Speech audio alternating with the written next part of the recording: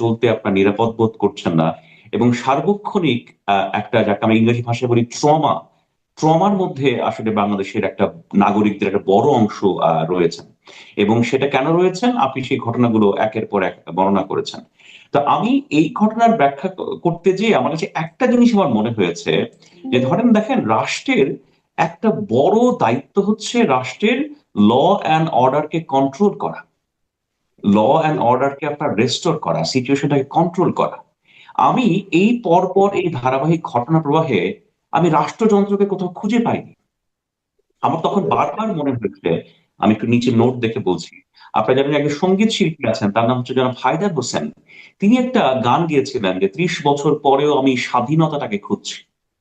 আমি এই কয়েকটা দিন আমি এই কয়েকটা দিন এই রাষ্ট্রযন্ত্রে আমি সরকারের অস্তিত্বটাকে খুঁজেছি। সরকার কোথায়? জনাব শরীফ ওসমান হাদী এই দেশের একজন নাগরিক। সেই নাগরিককে ব্রড ডে লাইটে গুলি করে প্রথমে ভয়ঙ্কর রকম ভাবে আহত করা হলো, তারপরে তিনি মৃত্যুর শিকার হলেন। তার হত্যাকারীদেরকে ধরতে আমার রাষ্ট্রযন্ত্র কোথায়? প্রথম আলো, ডেইলি স্টারের মতো পত্রিকা, যে সংবাদ মাধ্যম, আমি বলবো পৃথিবীর কোনো সংবাদ মাধ্যমই সমালোচনার বাইরে নয়। প্রথম আলো, ডেইলি স্টারেরও নিশ্চয়ই যৌক্তিক অনেক সমালোচনা আছে, কিন্তু প্রথম আলো, ডেইলি স্টার বাংলাদেশের বাস্তবতায় আপনাকে স্বীকার করতেই হবে সবচেয়ে গ্রহণযোগ্য এবং অধিকতর পেশাদার গণমাধ্যম। এবং বাংলাদেশের গণতন্ত্রকে প্রাতিষ্ঠানিক রূপ দেয়া এবং নানা ক্ষেত্রে জবাবদিহিতা নিশ্চিত করার জন্য এই দুটো গণমাধ্যমের ঐতিহাসিক ভূমিকা আছে। আমি বলছি সীমাবদ্ধতা সত্ত্বেও নিশ্চয়ই এই দুটো সংবাদপত্রে অনেক সীমাবদ্ধতাও আছে। এই দুটো প্রতিষ্ঠান এই রাষ্ট্রযন্ত্রে আপনার সবার সামনে পুড়িয়ে দেওয়া হলো, গুড়িয়ে দেওয়া হলো। আমার সরকার কোথায়?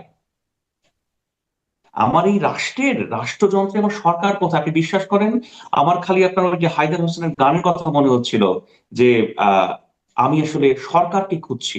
Where is the government in this country? আমার কাছে বারবার এই আক্ষেপটা মনে হয়েছে।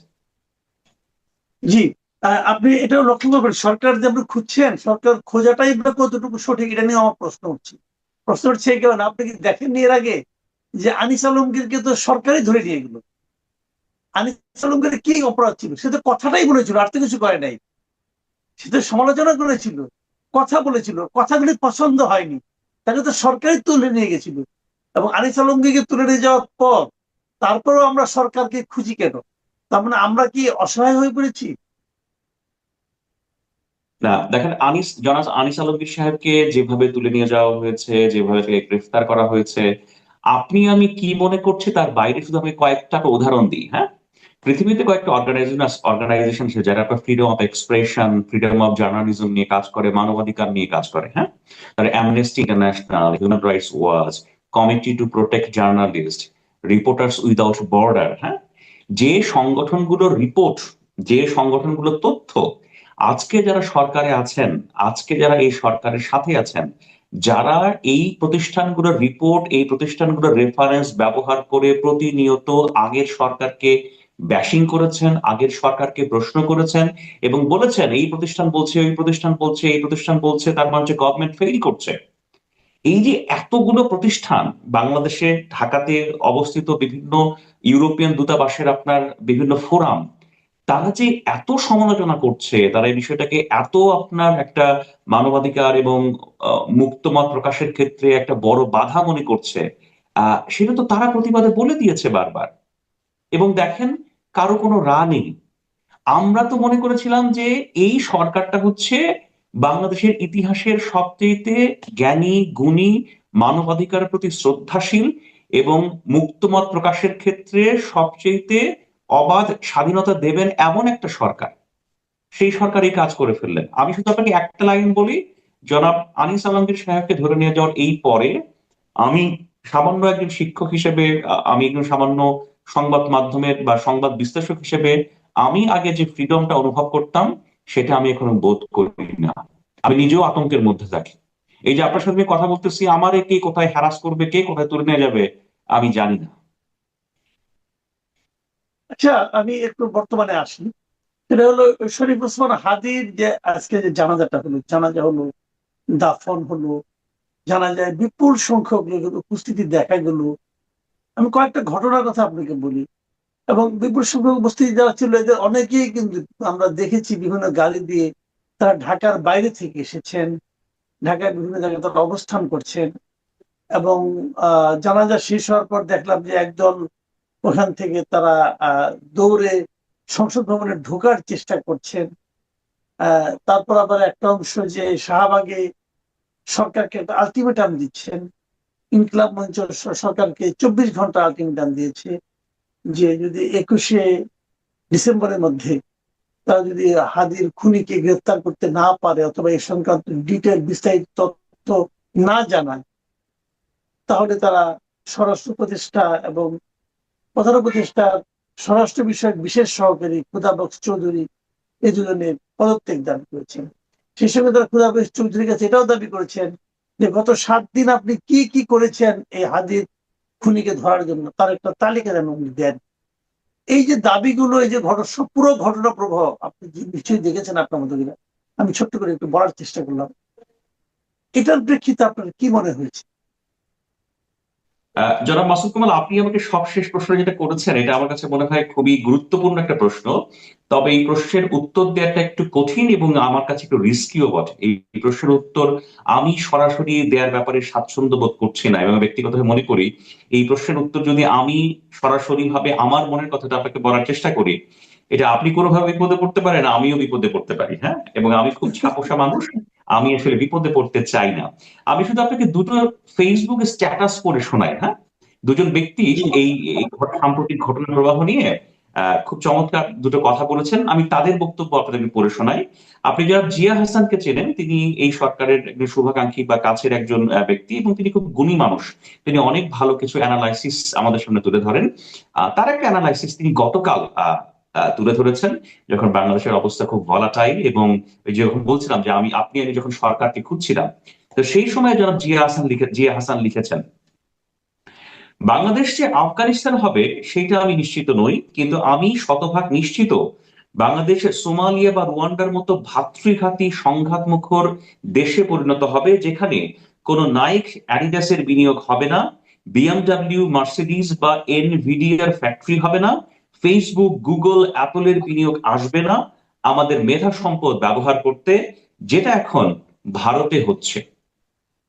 খেয়াল করে জি রাখছেন, উনি উনি অবশ্যই। আফগানিস্তান বলেননি, কিন্তু বলছেন সোমালিয়া রুয়ান্ডার মতো ভ্রাতৃঘাতী সংঘাত মুখর দেশে পরিণত হবে। আমার মনে হয় গতকাল রাতে যখন আমি সরকারকে খুঁজছিলাম, সরকার কোথায়, হ্যাঁ, তখন অনেকেই এটাই হয়তো ভেবেছিলেন যে এই দেশে আইন শৃঙ্খলা ল অর্ডারকে নিশ্চিত করার জন্য কেউ নেই। এই ঢাকা শহরের পুলিশ কই? ডিএমপি কমিশনার কই? ঢাকা শহরের পুলিশ প্রধান কোথায়? বিজিবি কোথায়? সেনাবাহিনী কোথায়? যারা একটা এই রাজধানীর বুকে দুটো ভবন পুড়িয়ে দেওয়া হলো, কেউ কিচ্ছু করলো না। আমি আপনাকে আরেকটা স্ট্যাটাস করে শোনাই, এই ভদ্রলোককে আপনি চেনেন, ওনার নাম হচ্ছে জনাব ফাহাম আব্দুস সালাম। উনি জনাব জি বিএনপির জি মহাসচিব ফখরুল ইসলাম আলমগীরের জামাতা। উনিও খুব গুণী মানুষ, অস্ট্রেলিয়াতে থাকেন। উনি একটা স্ট্যাটাস দিয়েছেন, তার শেষের অংশটুকু আমি আপনাদের পড়ে শোনাই আর কি। হ্যাঁ, তাহলে আপনি এই প্রশ্নের উত্তর পেয়ে যাবেন। তিনি বলছেন, গত 16 বছর আওয়ামী লীগের ফাইট করতে গিয়ে জীবনে খুব বড় সময় ব্যয় করেছি। বিশ্বাস করেন, এমন হতাশ হই নাই কোনোদিন। দুঃখ পাইছি কিন্তু হতাশ হই নাই। মনে হয়েছে আমরা না পারলে আমাদের পরের জেনারেশন পারবে। এখন যখন দেখি যে আপনারা পত্রিকা অফিস পোড়ায় দেন, গরিব একটা জ্যান্ত হিন্দু মানুষকে পুড়ে মেরে ফেলেন, নুরুল কবির সাহেবকে হেনস্থা করেন, মনে হয় যে সবই হয়তো বৃথা গেল। ইবলিস কিসিমের মানুষ আপনারা। একটা মেয়ে মৃত্যু ভয়ে পোস্ট দিচ্ছে আর আপনারা হা হা দিচ্ছেন। আওয়ামী লীগের মিরর ইমেজ আপনারা। দেশপ্রেম না, এই দেশকে আপনারা ডিপলি ঘৃণা করেন। 5 আগস্টের পর নিজের রূহ হারাইয়া ফেলেছেন। আপনি আপনি যে আমাকে প্রশ্ন করেছেন, এই প্রশ্নের উত্তর এর মধ্যে আছে। এটা আমার পক্ষে আর খুলে বা বড় করে বলে আপনার বিপদ আমার বিপদ ডেকে আনার কোনো ইচ্ছা আমার নেই। যখন দেশের বিপদ চলে আসে তখন আমি আর আপনি কি নিরাপদ থাকতে পারি? তারপর আপনি যতটুকু বলেছেন ততটুকুই যথেষ্ট ইঙ্গিত এখানে আছে। আমরা নিজেরাও জানি না আসলে কোন দিকে যাচ্ছি। এর মধ্যে আজকে সোশ্যাল মিডিয়ায় আমি দেখছি এরকম বিভিন্ন লোকজন যারা কথা বলছেন, যারা 32 নম্বর ভাঙা 32 নম্বরকে আরো একবার ভাঙার কথা ভাবছেন, যাচ্ছেন, সারা রাত জেগে থাকবেন বলছেন। আমি আজকে দেখলাম একজন লোক মাথায় পাগড়ি পরা, দাড়িওয়ালা, বেশ উত্তেজিত কণ্ঠে অনেক কথা বলছেন, এবং সেখানে এটাও বলা হচ্ছে যে এই সরকার দিয়ে হবে না, একটা বিপ্লবী সরকার গঠন করতে হবে।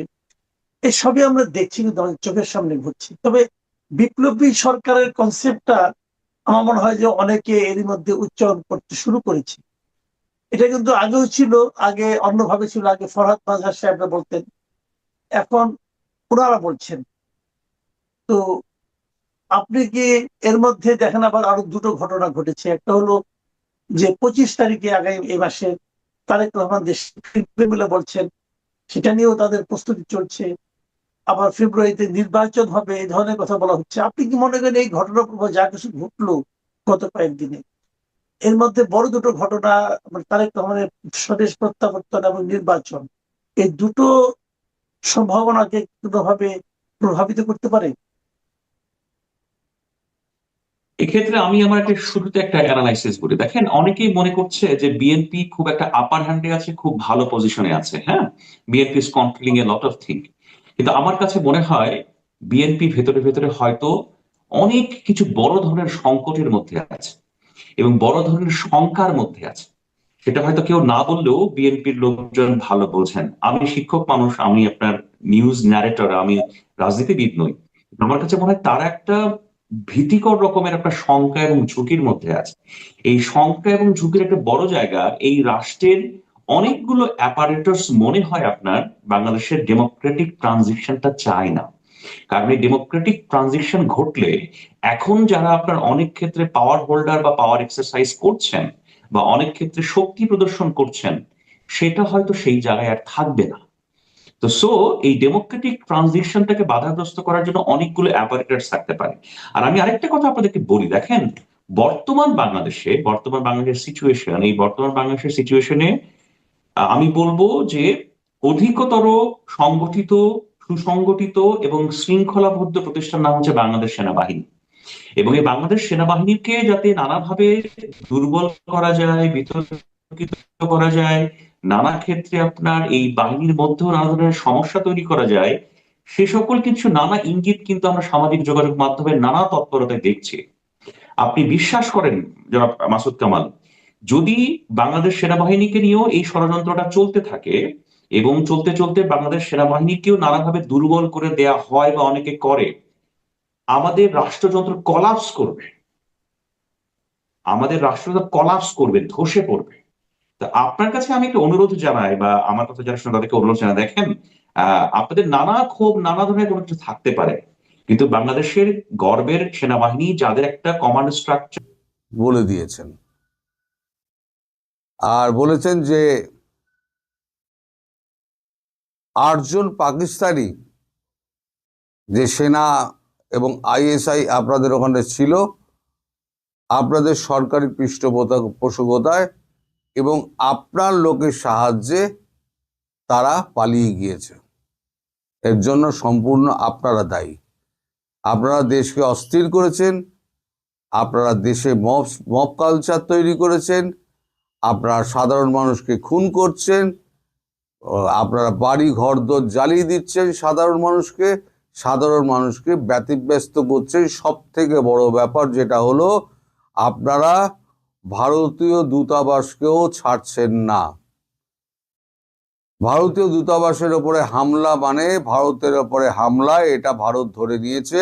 ভারত এমনি মানে অ্যাক্ট অফ ওয়ার ঘোষণা করে রেখে দিয়েছে, এবং সিঁদুর 2 আমরা খুব শীঘ্রই শুরু করব।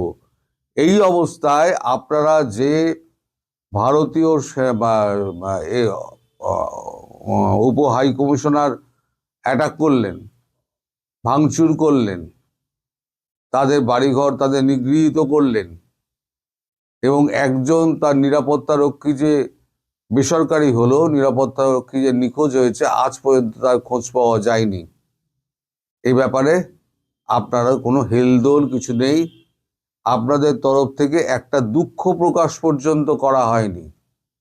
ভারতবর্ষ এটাকে কিভাবে মেনে নেবে বলুন? সুতরাং আপনাদের ওপর আমাদের আর কোনো আস্থা নেই। এবার আমরা আমাদের হিসেব বুঝে নেব। এইটুকু আমি জানতে পেরেছি, এর বাইরে কি কথা হয়েছে আমি জানি না। এখন ব্যাপার হচ্ছে, কালকে রাত্রিবেলা শিলিগুড়িতে মানে আপনার এই সেভেন সিস্টার অঞ্চলে সেনাপ্রধান গেছিলেন। সেনাপ্রধান গিয়ে একটা বক্তৃতা দিয়েছেন। তারপরে সেখানে বন্দে মাতারাম একেবারে ধ্বনি উঠেছে এবং জাতীয় সঙ্গীত, জাতীয় পতাকা উঠেছে এবং চারিদিকে একটা যুদ্ধ রব একটা উঠে গিয়েছে। এরই মধ্যে দু চারটে আপনার মিসাইল রেঞ্জ মাপার জন্য ছাড়া হয়েছিল রাত্রিবেলা। দু একজন ক্যামেরা বন্দি করেছেন, আমার কাছেও পাঠিয়েছেন। প্রচন্ড শব্দে সেই সমস্ত মিসাইল মানে আকাশ দিয়ে উড়ে যাচ্ছে। আসলে পাল্লা মাপা হচ্ছে, মানে রেঞ্জ মাপা হচ্ছে, যে কতটা রেঞ্জ আছে, রেঞ্জটা ঠিক করতে হবে, সেই রেঞ্জের হিসেব করা হচ্ছে। আমার যা মনে হচ্ছে, আমার যা রিডিং, খুব একটা বেশি দূরে নয়, একটা বড় ধরনের দুর্ঘটনা ঘটলেও ঘটতে পারে। এখন এই যে 17-18 তারিখ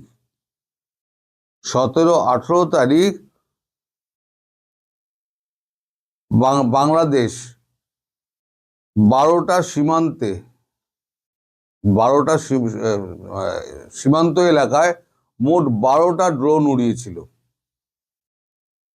এবং ছবি তুলছিল। সেনাবাহিনী কোথায় কোথায় মোতায়েন আছে ছবি তুলছিল। এখন আমার কাছে আমরা যা খবর পেয়েছি, তার মধ্যে 3টি ড্রোনকে ভূপাতিত করা হয়েছে, বাকি 9টি ড্রোন পালিয়ে যায়। আচ্ছা, জসিম-উদ্দিন রহমানিকে ছেড়ে দেওয়া হয়েছিল, বলা হয়েছিল জসিম-উদ্দিন রহমানি নাকি পাকিস্তানে চলে গেছেন।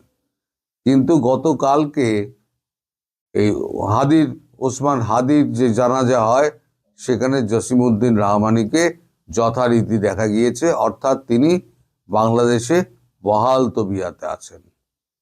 আমি এমনি আগেই বলেছিলাম মোদিজির মুড খুব খারাপ, তিনি একদম মিটিং ফিটিং এর মধ্যে ব্যস্ত আছেন, একটা হেস্ত নেস্ত এবার উনি করেই ছাড়বেন বলে ঠিক করেছেন।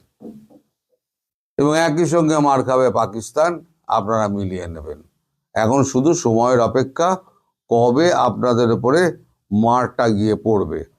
এখন এই যে সেনাকর্তার সঙ্গে, মানে সেনাবাহিনীর প্রধানের সঙ্গে আমাদের সেনাপ্রধানের সঙ্গে কথাবার্তা হলো, সেটা এখন সেনাপ্রধান চেয়েছিলেন তিনি যমুনায় গিয়ে তিনি জানাবেন, কিন্তু আপনাদের মানে প্রধান উপদেষ্টা মোহাম্মদ ইউনূস তিনি বলেছেন, না এখানে আসার দরকার নেই, আপনি টেলিফোনেই আমায় বলে দেন। মানে টেলিফোনে বললেই ওনার শান্তি, কারণ উনি তো কিছু করবেন না। সরকারি পৃষ্ঠপোষকতা বলতে তো উনিই তো সরকারি পৃষ্ঠপোষকতা দিচ্ছেন, সেটা আমাদের সেনাপ্রধান সরাসরি বলেননি, কিন্তু আমরা তো জানি যে কে কোথা দিয়ে কলকাঠি নাড়ছে। এই সমস্ত টাকা পয়সা সব কিছু দেওয়া এবং প্ল্যানিং সব কিন্তু হচ্ছে এই ইউনূসের। আমি বলেছি না, এই হাদির মৃত্যুর পেছনেও কিন্তু ইউনূসের হাত আছে। আজকে আপনারা হয়তো আমায় অবিশ্বাস করছেন, একদিন প্রমাণিত হবে যে আমি সত্যি কথা বলেছিলাম। ইউনূস এইটা কাণ্ডটা করছে কারণ জামাত চায় না নির্বাচন হোক, ইউনূস চায় না নির্বাচন হোক। ফলে এমন একটা অঘটন ঘটিয়ে দাও যাতে নির্বাচনটা পিছিয়ে যায়, আর ভারতবর্ষকে এমন করে খোঁচাতে লেগে যাও যাতে ভারতবর্ষ বাধ্য হয়ে আমাদের ওপর অ্যাটাক করে। তারপর আমরা তাই মধুসূদন করব, সারা পৃথিবীতে আমরা চেঁচামেচি করব, লোকজন ডাকবো, কিন্তু কেউ আসবে না, কারণ অ্যামনেস্টি ইন্টারন্যাশনাল পর্যন্ত বলে দিয়েছে আপনাদের দেশ সুরক্ষিত নয়। আপনাদের দেশ থেকে ইউএস থেকে আরম্ভ করে কানাডা, ইউকে সব পালিয়ে যাচ্ছে, কেউ আপনাদের দেশে নেই, সব অ্যাম্বাসিতেও তালাচাবি লাগাচ্ছে। আপনাদের এখন মানে ঘেরাটোপের মধ্যে পড়ে গিয়েছেন। আপনাদের কে বাঁচাতে আসবে? পাকিস্তান, তার অবস্থা খুব খারাপ। আসিম মুনির লুকিয়ে গেছে, তাকে ট্রাম্প ডেকে পাঠিয়েছে, সে আর দেখা করতে যেতে পারছে না। গেলেই ঘেঁটি চেপে ধরবে, তুমি যে এখানে ডিনার খেয়ে গেলে আর বলে গেলে যে তুমি ইসরায়েলের সৈন্য পাঠাবে প্যালেস্তাইনের সঙ্গে লড়ার জন্য, তা সেটার কি হলো? সৈন্য পাঠাও, দেশের মধ্যে অবস্থা খারাপ, আপনারা সবই খবর পাচ্ছেন। সুতরাং আসিম মুনির এই সময়তে বাংলাদেশের দিকে তাকাবে না। চীন তো তাকাবেই না। চীন বোঝে ব্যবসা এবং চীন বোঝে তার কি বলে ফায়দা, এছাড়া চীন নড়ে না। বাকি রইল কি তার কি আপনার দিকে আসবে না, কারণ তার কি নিজের সমস্যা এত বেশি হয়ে গেছে, তার কাছে খাদ্য সংকট দেখা দিয়েছে। বারবার কাতর অনুনয় বিনয় করা সত্ত্বেও ভারতবর্ষ টাকা দিচ্ছে, খাদ্য দিচ্ছে না। টাকা দিতে চাইছে কিন্তু খাদ্য দেবে না। তোরা শুকিয়ে মর, এদিন আপনাদেরও আসবে। এই যে আজকে তুর্কির যা অবস্থা হয়েছে, এদিন আপনাদেরও আসবে। কাল যদি হাই কমিশন বন্ধ করে দেয়, তার মানে কূটনৈতিক সম্পর্ক ছিন্ন হয়ে গেল। যুদ্ধের আগে তো হাই কমিশন বন্ধ তো হবেই। হাই কমিশন বন্ধ হওয়া মানে জানবেন যুদ্ধের প্রথম স্টেপটা পড়ে গেল। আর দ্বিতীয় স্টেপটা হচ্ছে, যখন কূটনৈতিক সম্পর্ক ছিন্ন হয়ে যায়, তখন কোনো রকম লেনদেন আর কোনো রাষ্ট্রের সঙ্গে, সেই রাষ্ট্রের সঙ্গে তো হয় না। ফলে আপনাদের কাছে টাকা দিলেও ভারতবর্ষ আর খাদ্য সামগ্রী পাঠাবে না। এদিকে আমাদের সেভেন সিস্টারে যেভাবে বন্দে মাতরম যেভাবে উচ্চারিত হচ্ছে এবং জাতীয় সঙ্গীত বাজানো হচ্ছে এবং আপনার পতাকা নিয়ে দৌড়দৌড়ি হচ্ছে, আমার